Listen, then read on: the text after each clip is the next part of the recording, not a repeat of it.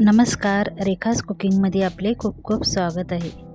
आज आपण मैसूर डोसा बनवणार आहोत। तर त्याच्यासाठी सर्वप्रथम आपण तव्याला तेल लावून घेतलेलं, नंतर 2 पळी आपण डोश्याचं बॅटर आहे ते छान असं पसरून घ्यायचं। छान व्यवस्थित जेवढा मोठा होईल तेवढा मोठा डोसा तयार करायचा आहे। आणि डोस्याचं बॅटर रेडीमेड सुद्धा भेटतं आणि सगळ्यांनाच माहिती आहे कसं करायचं असतं। तर छान आता त्याला शिजू देऊ। तर 2 ते 3 मिनिटं छान शिजून जातो, त्याचा कलर चेंज होतो। आता आपण त्याच्यावर थोडंसं बटर टाकून घेणार आहे आणि त्याच्यावर शिजलेला बटाटा आहे तो टाकला आहे। त्याच्यानंतर बीट आहे, गाजर आहे, कॅप्सिकम आहे आणि टमाटर, ही सर्व वस्तू टाकून घ्यायची। थोडीशी कोथिंबीर टाकून घेऊ।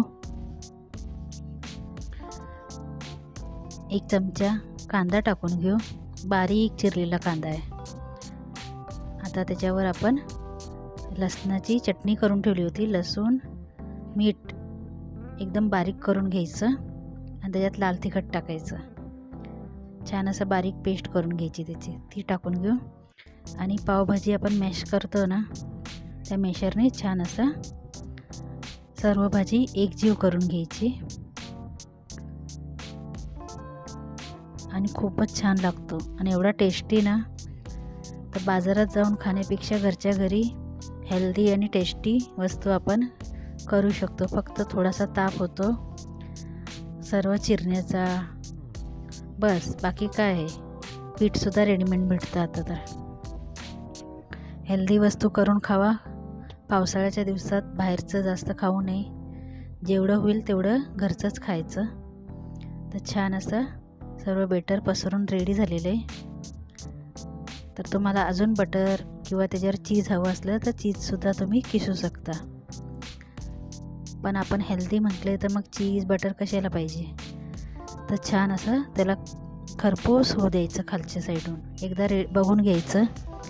तर अजून झालेलं नाही, छान असं खरपूस रेडी झालेलं आहे। तर छान असा आपला म्हैसूर मसाला डोसा रेडी झालेला आहे। त्याला एका ताटात काढून घेऊ आणि छान अशी खोबऱ्याच्या चटणीसोबत सर्व करूया। तर त्याचप्रमाणे आपण बाकीचे सर्व डोसे करून घेणार आहे।